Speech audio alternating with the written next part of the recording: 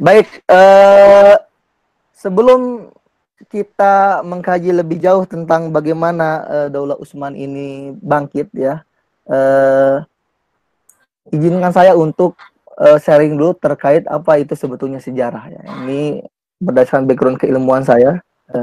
Sejarah itu banyak ya, di dalam bahasa lain secara etimologi, secara bahasa bisa diartikan sebagai sajaroh dalam bahasa Arab atau tarikh. Sajaroh itu pohon ya, ada cabang-cabangnya.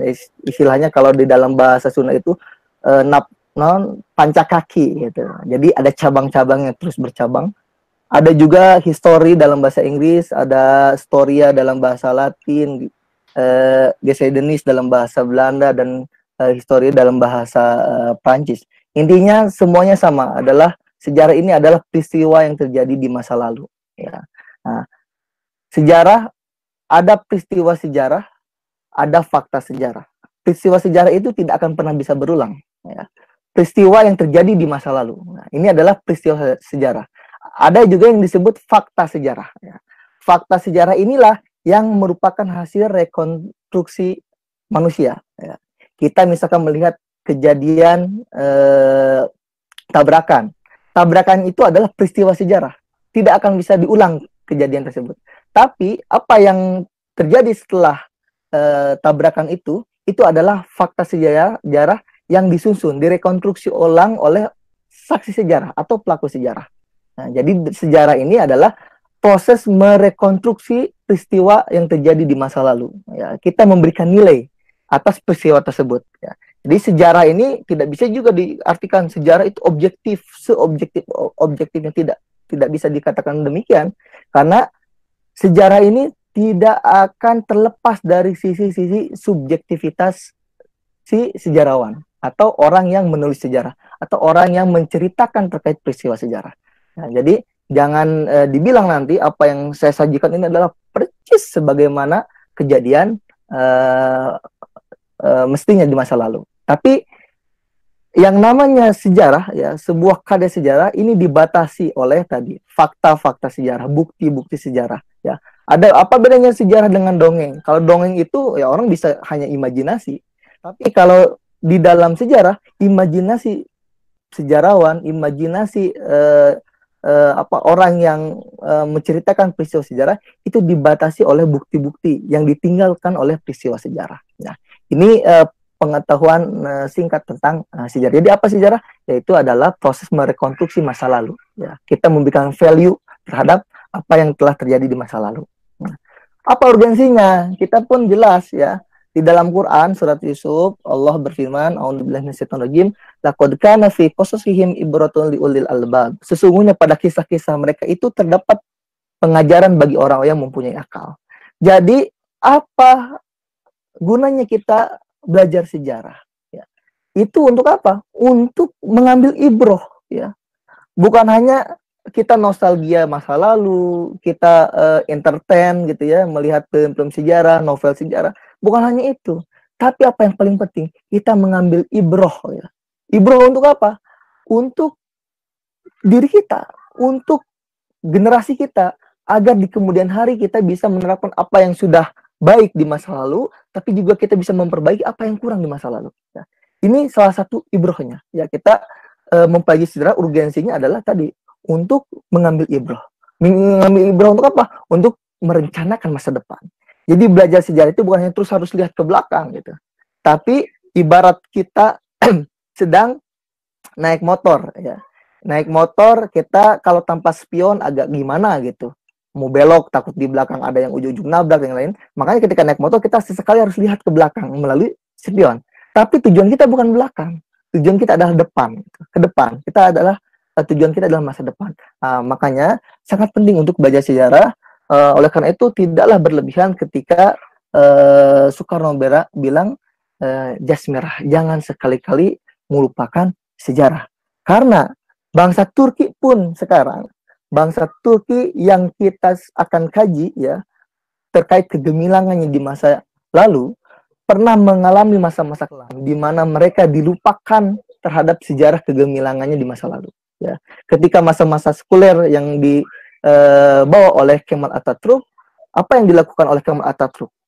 Yang dilakukan oleh Kemal Atatürk adalah melupakan orang-orang Turki terhadap identitasnya, ya, identitas masa lalunya sebagai umat Islam, sebagai orang yang kuat di dalam beribadah, sebagai orang yang sangat dekat dengan Quran. Dengan cara apa? Dia rubah bahasa komunikasi sehari-hari yang tadinya bahasa Arab, bahasa Turki Utsmani, dirubah menjadi bahasa Turki modern, dan juga ditutup rapat-rapat terkait sejarah Turki di masa lalu. Ya, maka dia buat kembali sejarah dari mulai Turki modern sampai sekarang. Nah, ini urgensinya. Kita akan mulai masuk ke kajian kita. Ya, saya akan memberikan prolog. Ya, sebelum kita mengkaji bagaimana Turki Utsmani ini bangkit, kita harus paham dulu siapa sebetulnya orang Turki. Ya, yang kita sebut sebagai orang Turki itu siapa sebetulnya. Tapi kita bisa melihat ada 3 kerajaan besar ya setelah Abbasiyah runtuh, ya. Ada kerajaan Safawi di Persia, kerajaan Utsmani di Turki, kerajaan Mughal di India. Nah, dari 3 kerajaan ini, Turki Utsmani lah kerajaan yang paling besar pengaruhnya dan juga paling lama kekuasaannya. Nah, siapa orang Turki? Sebelum kita melihat orang Turki siapa, kita harus tahu dulu silsilahnya. Ini orang Turki itu dari mana? Istilahnya terahnya itu dari siapa? Para sejarawan modern Turki, ya, dan bahkan saya ngobrol dengan teman-teman yang belajar sastra Turki, pasti mereka diajarkan terkait dari mana asal usul bangsa Turki.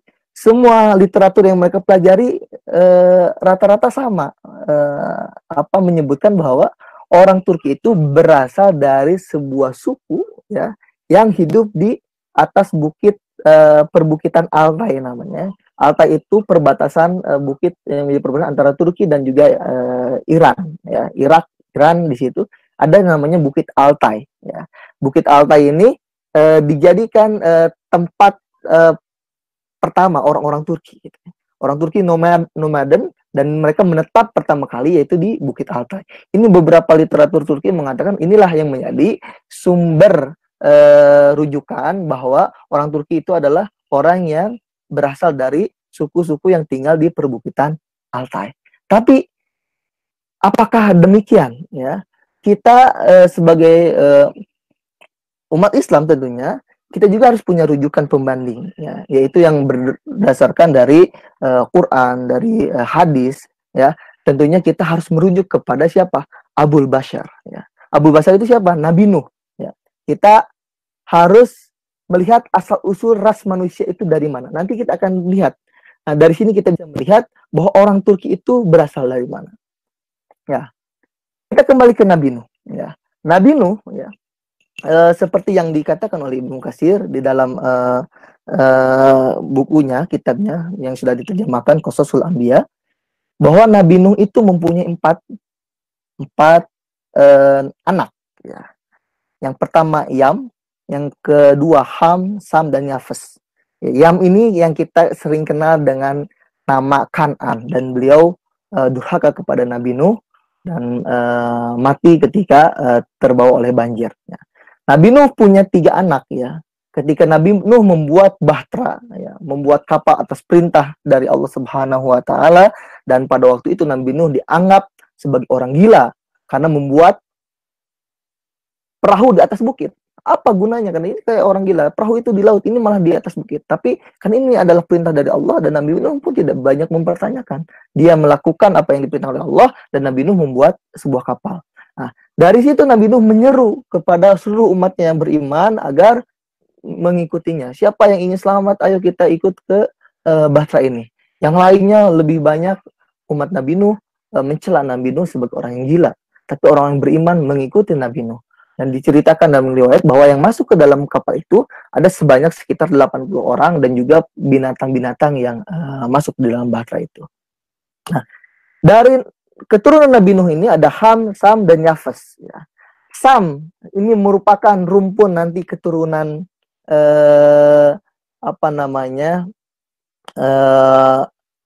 wilayah yang ada di wilayah Suriah, wilayah Jazirah Arab dengan lain, yang menjadi keturunan para nabi, ya. Ya, keturunan para nabi yang di Sam ini lahirlah Nabi Ibrahim. Nabi Ibrahim punya anak Ismail dan Ishak. Ishak nanti menurunkan Musa, Isa, dan dari keturunan Ismail lahirlah Nabi Muhammad. Nah, di Yafes, ya, Yafes ini merupakan anak Nabi Nuh yang pada keturunannya nanti lahir para raja-raja, ya, para pemimpin-pemimpin dinasti, para pemimpin daulah. Nah, yang ketiga ada Ham. Ya.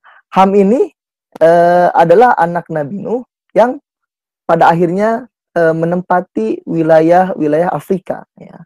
Rata-rata keturunan Ham ini berkulit hitam. Ya. Dan dikatakan bahwa yang menjadi keturunan Ham ini akan melayani ya, keturunan Yafes dan juga keturunan Sam. Nah, seperti halnya yang dikatakan oleh Kos-Kosandi di dalam kitabnya Nihayatul Arab fi Ma'rifatil Arab, fi Ma'rifatin Nasabil Arab, menyebutkan telah ada kesepakatan di kalangan para ahli nasab, ya, dan para sejarawan bahwa seluruh ras manusia yang ada setelah Nuh adalah selain orang yang bersamanya di kapal. Atas makna ini ditafsirkan bahwa putra cucu dari orang-orang yang kami bawa bersama Nuh sesungguhnya dia adalah hamba Allah yang banyak bersyukur. Ini dalam surat Al-Isra ayat 3. Jadi yang dikatakan oleh Al-Kos-Kosyandi ini dari 80 orang yang ikut kepada Nabi Nuh di kapal ini, hanya anak-anak Nabi Nuh lah yang berhasil mempunyai keturunan. Yang lainnya diistilahkan tidak mempunyai keturunan. Ya. Ini diperkuat dalam surat As-Saff, ja'alna dzurriyyatahu humul baqi, dan kami jadikan anak cucunya orang-orang yang melanjutkan keturunan. Ya. Jadi disepakati oleh Al-Kosayandi bahwa di dalam kitabnya tadi disebutkan bahwa yang memiliki keturunan dari 80 orang ini adalah anak Nabi Nuh. Kalau kita lihat umat Nabi Nuh pada waktu itu, Allah mendatangkan bah besar dan tidak ada lagi kaum selain kaum Nabi Nuh. Jadi ketika yang ikut ke kapal Nabi Nuh ini adalah 8 orang, berarti memang di alam dunia itu pada waktu itu cuma tersisa 80 orang. Dan dari 80 orang itu hanya dari putra-putra Nabi Nuh lah ini yang mempunyai keturunan. Jadi kita bisa melihat bahwa gimana kita melihat garis genealogis kita, ya. Kita bisa melihat dari mulai Nabi Adam sampai Nabi Nuh, ya. Dari Nabi Nuh ini Allah perkecil, ya, orang-orang yang ada pada zaman itu sehingga tinggal tersisa 80 orang dan hanya 3 orang yang memiliki keturunan. Dan ini nanti diperkuat oleh Ibnu Katsir, ya. Ibnu Katsir mengatakan bahwa Allah tidak menjadikan seorang pun yang bersama Nabi Nuh dari orang-orang yang beriman, anak dan keturunan kecuali Nuh alaihi salam. Semua yang ada di muka bumi sekarang dinisbatkan kepada ketiga anak Nabi Nuh, yaitu Sam, Ham, dan Yafes. Ya. Nah, ini menurut pendapat Ibnu Katsir di dalam kitabnya Al-Bidayah wa Nihayah, atau misalkan atau yang telah diterjemahkan judulnya Qasasul Anbiya. Terus yang kedua, Al-Hamawi juga menjelaskan orang pertama yang turun dari kapal Nabi Nuh alaihi salam ketika beliau keluar dari kapal adalah berjumlah 80 manusia. Mereka membangun tempat tinggal di tempat itu dan menetap di sana. Kemudian mereka tertimpa wabah penyakit sehingga 80 orang tersebut meninggal kecuali Nuh alaihissalam dan anak-anaknya. Maka beliau adalah Abul Bashar. Nah, ini menguatkan pendapat-pendapat sebelumnya bahwa yang memiliki keturunan adalah hanya anak-anak Nabi Nuh. Nah, Bahtera Nabi Nuh ditemukan di Turki menurut kajian para ahli arkeolog, bahwa ditemukan seperti bangkai kapal, ya, fosil bangkai kapal yang berada di perbukitan Turki. Nah, inilah tadi mungkin nyambungnya dengan para ahli sejarah di Turki modern yang mengatakan bahwa asal muasal bangsa Turki itu adalah dari Bukit Altai. Nah, wilayah Bahtera ini ada di sekitar di Bukit Altai. Nah, setelah Nabi Nuh dan anak-anaknya tinggal di tempat yang tadi kapal itu singgah di situ, banjir surut, lalu anak-anak Nabi Nuh bersama keturunannya berpencar, ya. Yafes berangkat ke wilayah utara, Sam ke wilayah timur, dan Ham ke wilayah selatan. Yafes ini yang tadi disebutkan sebagai bapaknya para raja, bapaknya para pemimpin daulah-daulah besar ya. Dan Sam ini adalah bapaknya para nabi ya. Nanti turunan dari Sam ini salah satunya adalah Nabi Ibrahim yang dijuluki sebagai Ambul Ambia. Berikutnya Ham pergi ke wilayah yang kita sebut sebagai wilayah Afrika nanti ya. Di sana Ham tinggal dengan keturunannya dan menjadi sebuah bangsa atau suku di Afrika. Ini sebuah peta yang memperlihatkan persebaran anak-anaknya Nabi Nuh. Kita bisa melihat di sini ada peta yang berwarna atlas ya, ini atlas yang berwarna hijau atau biru. Ini hijau atau biru ini. Nah, di sini terlihat ini adalah wilayah persebaran dari anak-anaknya Ham ya. Kita kenal sebagai wilayah Afrika nanti di sini. Ya. Dan yang kedua ada yang warna kuning. Kuning ini adalah wilayah Sam ya. Wilayah Syam. Yang berikutnya yang warna merah agak pink ini adalah warna yang diberikan untuk mengidentifikasi persebaran anak-anaknya Yafes ya. Bahkan kalau misalnya kita lihat di Indonesia pun di sini merupakan bagian dari keturunan Yafes ya. Kita bisa lihat lebih lanjut di sini. Ini peta yang lebih tua sebetulnya terkait persebaran anak-anaknya Nabi Nuh. Kita bisa melihat ada garis kuning ya. Garis kuning ini adalah wilayah persebaran anak-anaknya Yafes. Yang merah ini nanti Ham di sini ya. Karena dulu pembuatan peta itu tidak didasarkan atas timur dan barat ya, tapi utara dan selatan. Di sini utara, ke bawah selatan. Lalu di mana ini Indonesia belum terlihat di sini. Di sini hanya ada wilayah India. Nah, kalau melihat wilayah Indonesia itu ada di ini peta kuno ya, peta kuno yang ditulis pada zaman Utsmani ya. Dulu Indonesia ini hanya teridentifikasi wilayahnya adalah pertama Samatiroh. Nah, di sini Samatiroh adalah wilayah Sumatera dan juga di bawahnya ada Jawa ya. Nah, di atasnya di sini lihat ada wilayah Anatolia. Anatolia ini wilayah tadi penaklukan wilayah Utsmani ya. Nah, kita kembali ke Nabi Nuh. Kalau kita melihat tadi ada 4 anak Nabi Nuh dan ada 3 yang masih hidup. Nah, kita akan fokuskan pembahasan kita kepada Yafes. Ya, kalau tadi ada Ham, Sam, Yafes. Yafes ini yang menjadi nanti keturunan para generasi pemimpin daulah. Ya. Yafes ini memiliki 7 anak. Pertama Kumer, Madai, Yunan, Magog, Hatubal, Maseh, Titas. Ya. Yafes ini memiliki itu. Yang dari anak-anak ini nanti turun lagi ya dari wilayah Kumer, dari garis keturunan Kumer ada Askenas, ada Rifat, ada Togarmah. Ya. Lalu dari mana garis keturunan orang-orang Turki? Ya. Kalau kita lihat di sini di bawah Togarmah dia mempunyai sekitar 9 anak ya. 10 anak ya. Pertama Uzur, Tauris, Afar, Ogus, Peceneh, Tarna, Khazar, Zagur, Bulgar, Sawir. Ya. Kalau kita bisa melihat di sini, Uzur ini siapa? Uzur ini adalah nenek moyangnya bangsa Uighur. Ya. Jadi kalau kita ingin tahu siapa bangsa Turk itu sebetulnya, jadi tidak hanya orang-orang Turki sebetulnya, tapi orang-orang yang dinisbatkan kepada anak-anaknya Togarmah. Nah, nanti ada Uzur ini orang Uighur. Uighur ini masih satu rumpun dengan orang-orang Turki. Kalau kita melihat orang Uighur dari segi paras mukanya, walaupun ada sedikit perbedaan, mereka agak sedikit sipit, tapi dari segi bahasa mereka hampir sama dengan bahasa Turki. Ada Tauris. Nah, Tauris ini orang-orang Turkmen ya, Turkmenistan dan yang lainnya. Ada Afar nih orang-orang Rusia, Uzbekistan dan yang lainnya. Ada juga Ogus. Nah, Ogus ini yang sekarang menjadi moyangnya orang-orang Turki yang tinggal di Turki ya, Ogus ya. Dan sebagian di wilayah Hungaria dan juga wilayah sekitar yang berdekatan dengan Turki. Nah, nanti dari Ogus inilah turunlah bangsa-bangsa Turki tadi ya, nenek moyangnya orang-orang Utsmani. Dari bangsa Ogus ini membentuk banyak-banyak kabilah. Nanti ada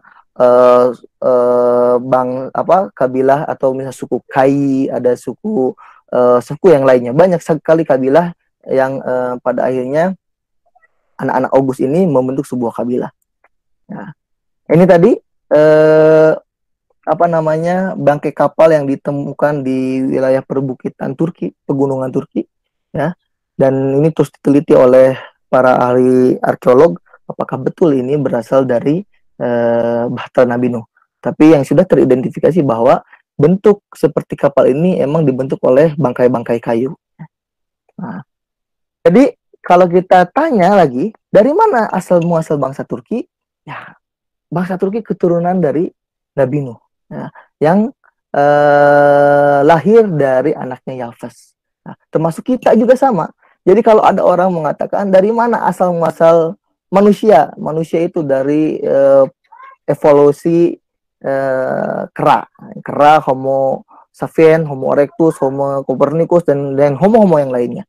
Tapi kalau kita sebagai bangsa Muslim, umat Muslim, kita tidak akan pernah menerima ketika kita disebutkan bahwa kita adalah keturunan dari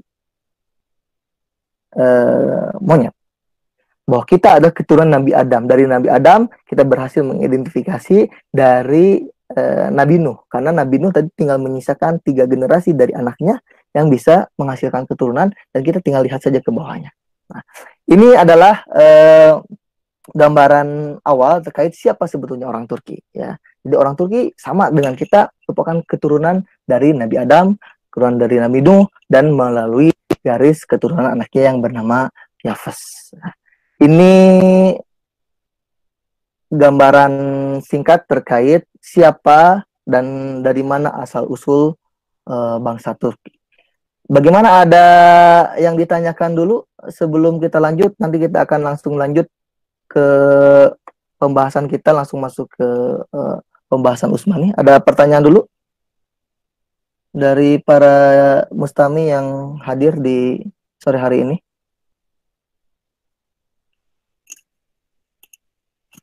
Halo, ada tidak? Sedrendi, kita lanjut? Lanjut, Ustaz. Oke. Kita akan lanjut pembahasan kita.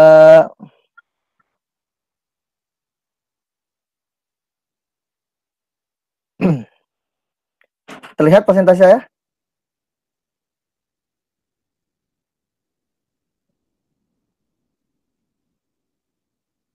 Oke, Sadrendi terlihat tidak di layar Sadrendi?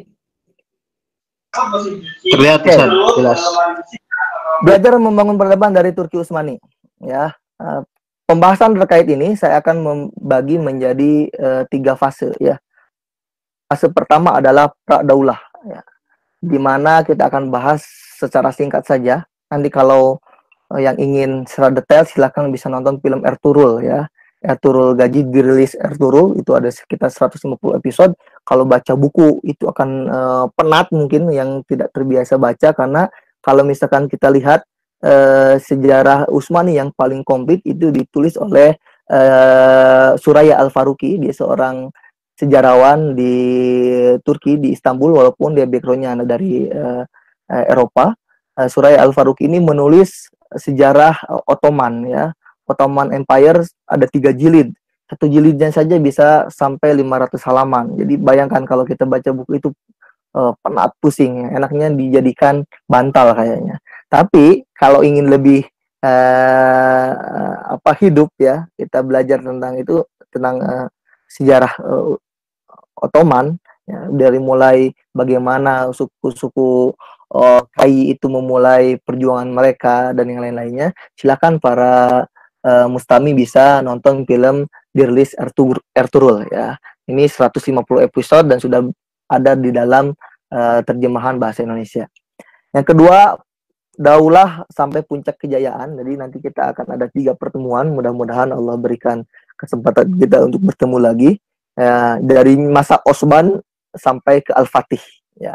Dari masa Osman sampai ke Al-Fatih, dan terakhir masa kemunduran dan keruntuhan. Ketika kita berbicara sebuah peradaban besar, kita harus paham betul apa yang menjadi faktor-faktor pendukung peradaban ini bisa bangkit, ya. Nah, selain itu kita juga harus melihat bagaimana juga nanti peradaban ini redup, mundur? Apa sebab-sebabnya? Apa yang menyebabkan peradaban ini redup? Halo, gimana terdengar? Sudah jelas? Masih kecil. Masih kecil. Sebentar, saya perbesar volumenya. Nah, terdengar, Sad. Terdengar? Oke. Ya, saya ulang sedikit. Ada 3 fase yang akan kita bahas. Pertama, fase pertama yaitu pradaulah, ya, sebelum berdirinya daulah, ya. Di mana pada fase ini tadi saya sudah sedikit menjelaskan dari mana asal usul bangsa Turk, dan juga nanti akan sedikit menjelaskan bagaimana kondisi suku Kai, Sulaiman Shah sebagai bapaknya Ertugrul dan juga Ertugrul. Teman-teman, para hadirin bisa menyaksikan filmnya secara langsung, ada 150 episode dan semua sudah ada dalam terjemah bahasa Indonesia sampai episode ke-147, dan ini sangat lengkap, ya. Film ini dibuat berdasarkan naskah-naskah manuskrip Utsmani, ya. Bukan hanya film entertain biasa, tapi emang syarat akan nilai dan juga fakta-fakta sejarah yang diungkap di dalamnya, ya. Yang kedua, awal daulah sampai puncak kejayaan. Di sini ya kita akan bahas terkait bagaimana Osman mendirikan daulah yang tadinya hanya merupakan entitas sebuah suku menjadi sebuah daulah, sebuah dinasti, sebuah kerajaan yang mempunyai otoritas wilayah, yang mempunyai kekuasaan wilayah dan diakui oleh daulah lainnya.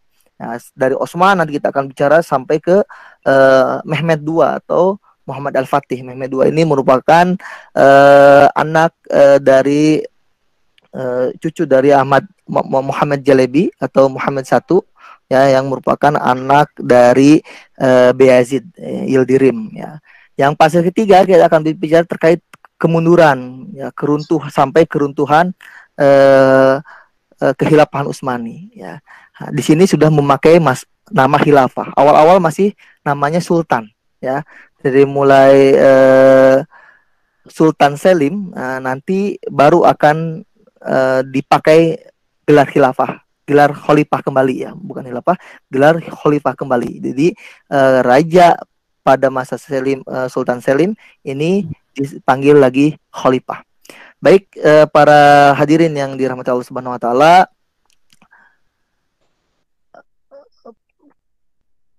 kita bisa melihat, nah, ini fase awal, ya. Nanti pada masa Ertugrul, ya, masa Sulaiman Shah. Sulaiman Shah ini adalah pemuka suku Kai, ya, atau dalam bahasa Turki Kaye Obase, ya. Jadi suku Kai ini adalah suku yang hidupnya nomaden, ya. Suku Kai merupakan suku bagian dari suku-suku Oghuz, ya, yang tadi saya sebutkan bahwa Oghuz ini adalah nenek moyang orang-orang Turki. Salah satunya ada suku Kai. Suku Kai ini melakukan migrasi, ya, dari wilayah mereka untuk bermigrasi ke wilayah Asia Kecil, atau kita nanti sebut sebagai wilayah Anatolia, ya. Walaupun pada masa Sulaiman Shah terjadi ada beberapa pendapat, ya, terkait keterangan bahwa suku Kai ini terpecah dua, ada yang kembali ke wilayahnya, ada yang meneruskan perjalanan ke wilayah Anatolia, karena di pertengahan jalan ada yang mengatakan bahwa suku Kai terkena wabah, dan juga ada yang mengatakan bahwa suku Kai ini terkena banjir ketika melewati terbawa arus sungai ketika melewati sungai pada waktu itu, ya. Pendapat-pendapat ini sama-sama dipakai oleh para sejarawan, tapi yang paling kuat yang mana, ya, saya belum bisa memastikan mana yang lebih kuat. Tapi yang jelas pada waktu itu terjadi terpecah dua, ya. Ada suku Kai yang pada akhirnya kembali ke wilayahnya, ya. Ada yang meneruskan untuk migrasi ke wilayah Anatolia, ya. Dan itu diteruskan oleh Ertugrul, ya. Ertugrul meneruskan untuk pergi ke wilayah Anatolia dengan apa? Dengan cita-cita besar, ya.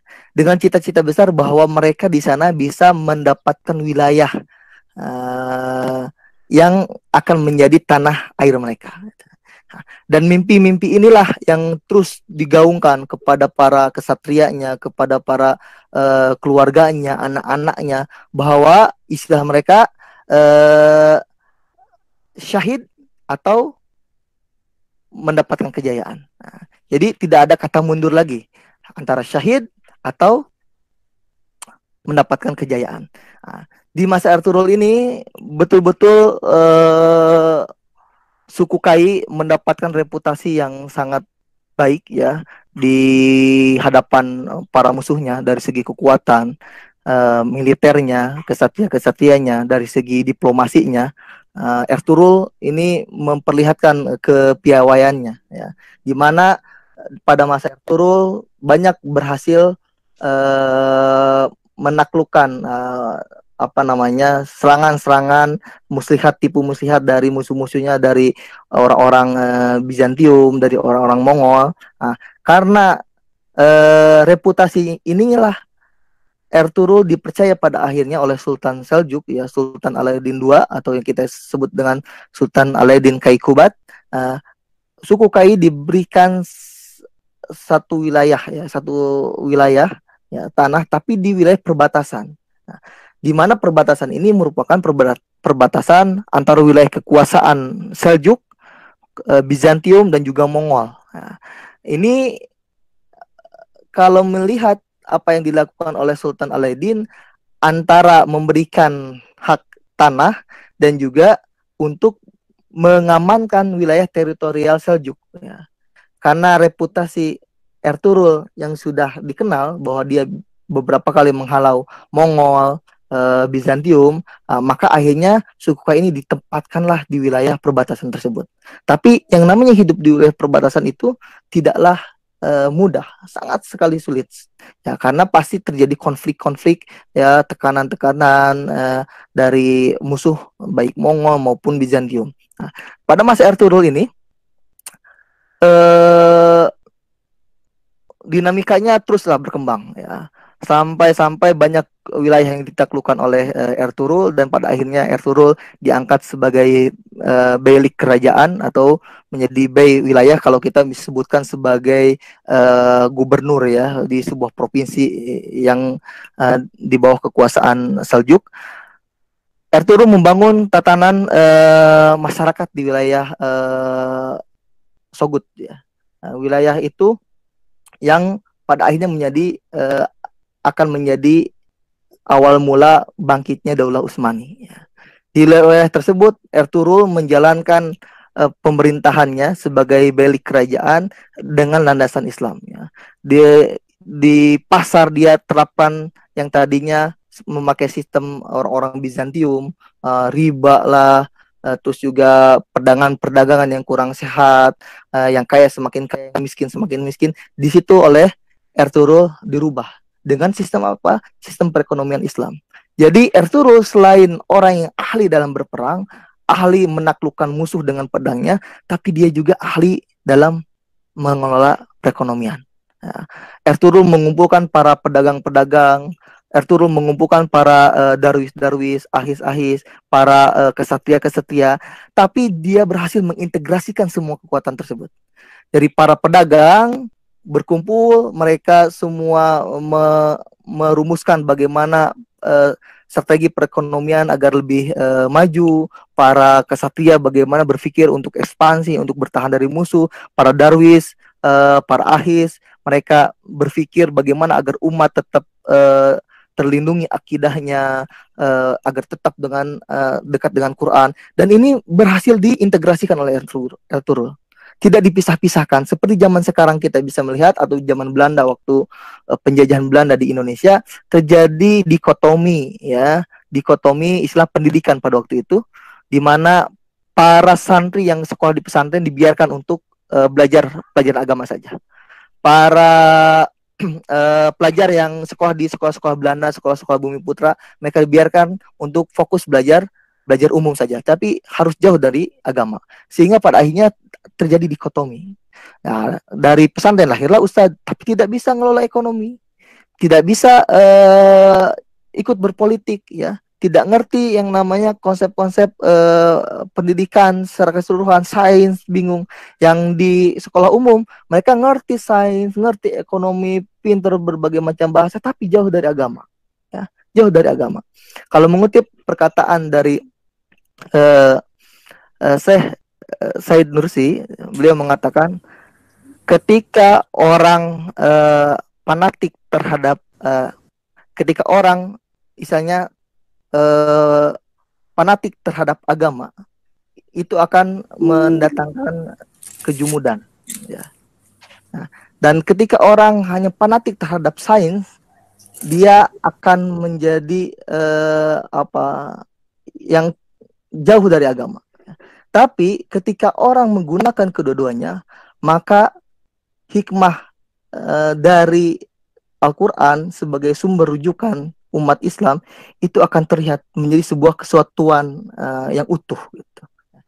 Termasuk di dalam strategi Ertugrul pada waktu itu. Dia tidak memisah-misahkan, emang membagi berdasarkan bidangnya masing-masing, tapi semua diintegrasikan. Bagaimana para pembisnis ini agar menyokong dakwah, bagaimana para darwis ini agar fokus pada pembelajaran Al-Quran, tapi dia juga sudah nyaman, sudah ada yang menyokong perekonomiannya dan yang lainnya. Bagaimana para kesatria agar fokus aja pembebasan, penaklukan, memperkuat wilayah dan yang lainnya. Ini semua terintegrasikan, tidak dipisah-pisahkan.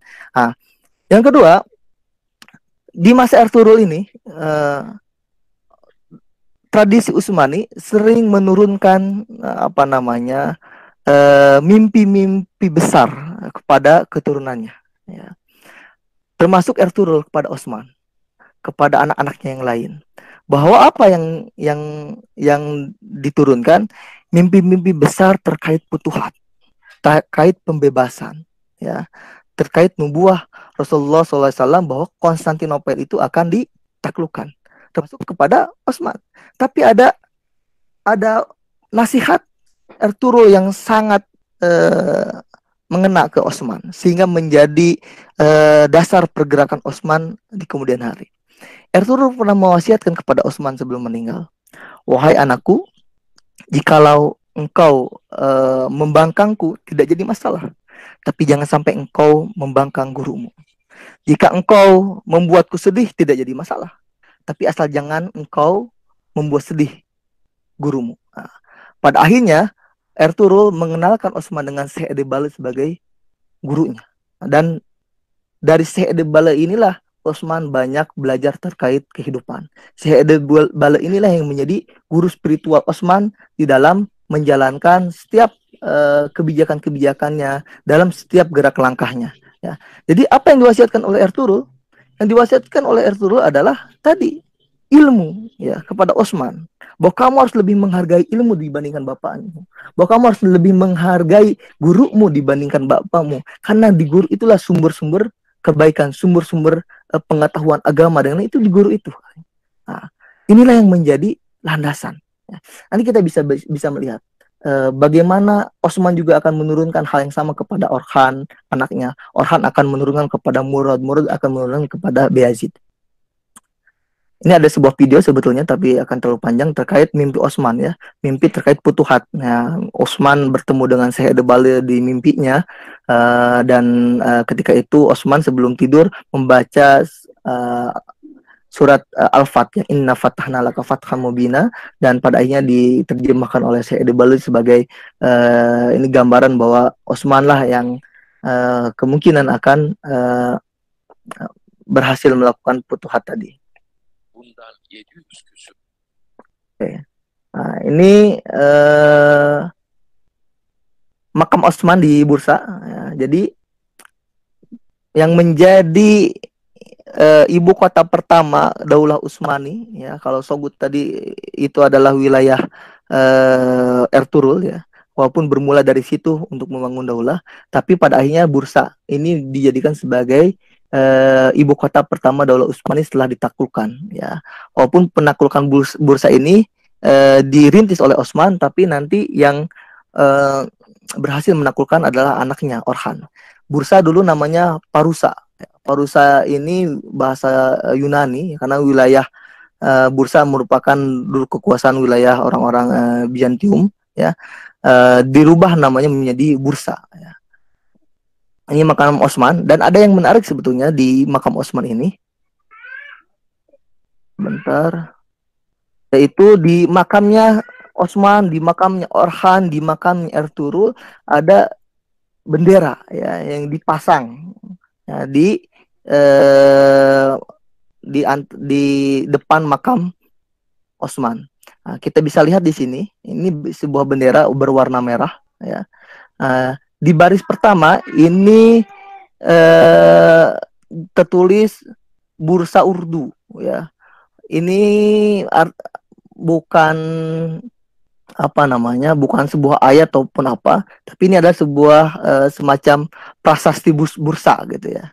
Nah, yang baris kedua terlihat di sini ada tulisan Bismillahirrahmanirrahim, ya. Bismillahirrahmanirrahim. Di sisi kanannya ada tulisan lafaz Allah, di sisi kirinya ada tulisan lafaz Muhammad Sallallahu Alaihi Wasallam, dan di bawahnya dilihat di sini ada tulisan, ini sini kurang jelas, di sini Hasan dan di sini Husain. Nah, ini menerangkan bahwa mereka adalah Sunni, bukan Syiah, ya. Karena ada sebagian orang-orang Utsmani yang diidentikan dengan Syiah, ya. Baris ketiga di sini ini adalah sholawat Allahumma sholli ala Sayyidina Muhammad, ya. Yang dipilihnya ada 4 nama para sahabat, yaitu Abu Bakar, Umar, Utsman, dan Ali. Maaf. Nah, yang baris keempat, nah ini nih, selalu ada lafaz ini di dalam bendera-bendera Ottoman, ya, bendera-bendera Utsmani, yaitu surat Al-Fat ayat pertama, surat Al-Fat, inna fatahna laka fatham mubina. Dan inilah yang selalu digaungkan, yang selalu diturunkan terkait putuhat pembebasan Konstantinopel dengan ayat ini, bahwa kemenangan itu akan diraih, gitu ya. Pembebasan itu akan diraih. Dan ini terus diturunkan kepada anak cucunya. Sehingga pada makam-makam raja-raja atau sultan-sultan Utsmani itu pasti ada bendera ini, ya. Nah, terus di bawahnya ada lagi ayat, ya, wajahidu fi sabilillah. Maksudnya apa? Lihat di atas ada lafaz basmalah, bahwa semua gerak, langkah, perjuangan, ya, perangan yang dilakukan itu adalah atas nama Allah, Bismillahirrahmanirrahim, karena billahi kalimatillah. Ini adalah tujuan pertama, ya. Bukan hanya karena untuk membuat sebuah kerajaan agar mereka punya wilayah, atau misalkan mengumpulkan kekayaan, memperluas kekuasaan, tidak. Yang mereka jadikan dasar, ya, gerakan mereka bernama Bismillahirrahmanirrahim. Semuanya atas nama Allah Subhanahu wa taala. Yang kedua, bahwa gerakan mereka juga harus sesuai dengan sunnah Rasulullah SAW. Makanya di baris berikutnya itu adalah selawat terhadap Nabi SAW. Dan yang berikutnya, ini saya bilang, pembebasan ini adalah istilahnya lapis ketiga, gitu ya. Setelah mereka meluruskan niat mereka bahwa apa yang mereka lakukan ini adalah karena li'ila'i kalimatillah. Yang kedua, gerakan-gerakan mereka juga jangan sampai keluar dari sunnah-sunnah Rasulullah SAW. Yang berikutnya baru semangat pembebasan. Bagaimana coba kita bayangkan, mereka tidak kuat, ya. Osman, Ertuğrul, Orhan, semuanya anak-anaknya, sampai pada akhirnya daulah Utsman ini menjadi daulah yang sangat besar, ya, yang berhasil menguasai 3 benua dengan lama waktu kekuasaan sekitar 7 abad. Karena landasan mereka jelas, ya. Semuanya di sana pada Allah dan Rasulnya. Untuk menyikapi ayat yang terakhir, ya, wajahidu fi sabilillah, ini dikatakan bahwa di dalam penaklukan ini tidak akan bisa kita lakukan, tidak akan pernah bisa kita capai tanpa apa? Tanpa jihad fi sabilillah. Wajahidu fi sabilillah. Makanya orang-orang Turki Utsmani pada waktu itu sering menyebutkan, ya syahadat, ya khuri, sahid atau kejayaan, ya. Pilihannya 2. Kalau kita istilahnya iskariman au mutsyahidan. Jadi cita-cita mereka ketika mereka berperang, ya itu kesahidan. Nah, itu bagian dari cita-cita terbesar mereka ketika mereka syahid. Atau yang kedua, mereka akan bangkit ya, berjaya mendirikan sebuah daulah. Bayangkan para hadirin yang dirahmati Allah Subhanahu wa taala, inilah yang sudah mulai rapuh, yang sudah mulai hilang pada generasi-generasi sekarang. Ketika kita menurunkan semangat kepada anak-anak kita, apa yang kita turunkan? Apakah semangat-semangat ilahiyat seperti ini? Atau semangat-semangat yang lain? Kita kadang merasa khawatir ketika menyekolahkan anak-anak kita ke pesantren. Aduh, sayang sekali anak saya sekolahnya cuma ke pesantren, nanti tidak cerah, tidak masa depannya, tidak bisa masuk ke kampus negeri ataupun yang lainnya.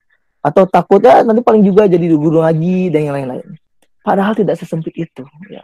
Ketika kita melandaskan semua gerak langkah kita atas keridhaan dari Allah Subhanahu Wa Taala, Allah akan bukakan semua, ya, semua untuk kita semua. Baik jalan kebahagiaan dunia maupun jalan kebahagiaan di akhirat.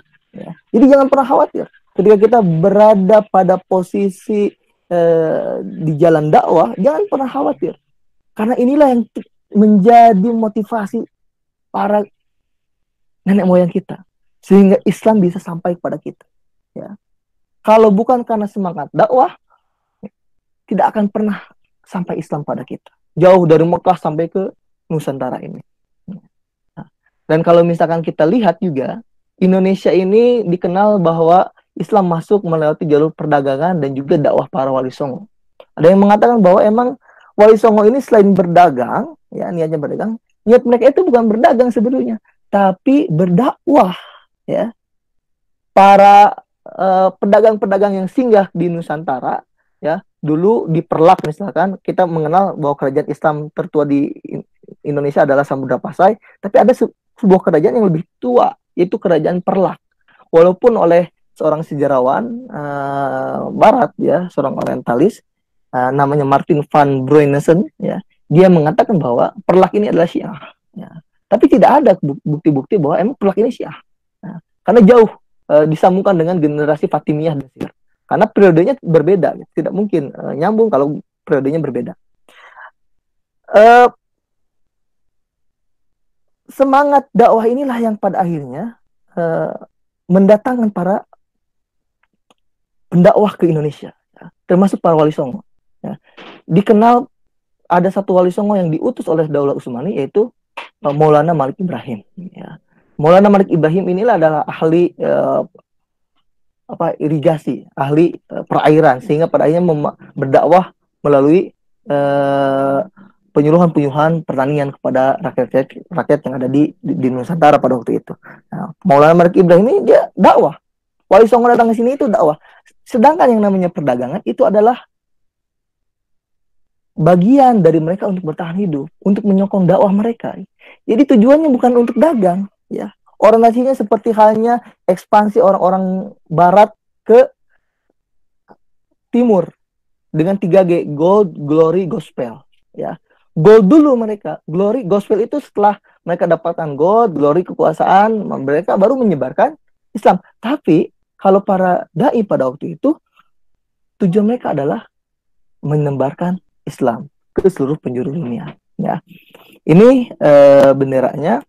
Nah, ini juga ada bendera lain. Kita bisa melihat semuanya tidak pernah lepas dari yang namanya semangat ketauhidannya. Di sini ada bendera Utsmani, la ilaha illallah Muhammadur Rasulullah, dan juga tidak akan pernah terlepas dari surat Al-Fatah tadi.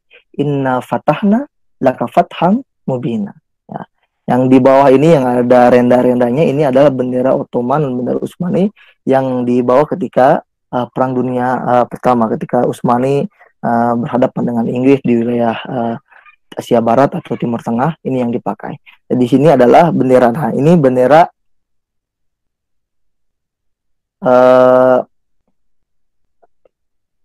bendera Utsmani yang duplikasinya ada di Yogyakarta, ya, atau yang disebut dengan Kiai Tunggul Wulung, ya, yang pernah disebutkan oleh Sultan Hamengkubuwono ke-10 pada Kongres Umat Islam di Jogja beberapa tahun yang lalu. Ini kita bisa lihat beberapa benderanya. Jadi kembali saya ulang bahwa semangat-semangat pembebasan, semangat-semangat penaklukan yang dilakukan oleh para kesatria, para pemimpin-pemimpin Utsmani dari mulai Ertugrul, Sulaiman Shah sampai Osman, semuanya membawa semangat-semangat dakwah ya untuk li'ila'i kalimatillah, bukan hanya semangat pembebasan untuk menempatkan wilayah ataupun yang lainnya. Baik para hadirin yang dirahmati oleh Allah Subhanahu wa taala, tidak terasa ternyata sudah jam 17 lebih 10 ya. Ini baru setengah dari presentasi saya terkait fase awal Utsmani. Tapi ya gitulah, ketika bicara tentang sejarah saya selalu uh, menggebu-gebu ya, karena begitu banyak ternyata kebenaran-kebenaran di masa lalu terkait kejayaan Islam yang tidak kita ketahui. Yang kita ketahui hanyalah sejarah-sejarah yang sudah dimanipulasi oleh orang-orang Barat, ya oleh orang-orang yang berkepentingan secara politik, sehingga kita tidak tahu bahwa Islam di masa yang lalu itu memiliki peradaban yang begitu tinggi ya, memiliki pengaruh yang sangat luas di seluruh penjuru.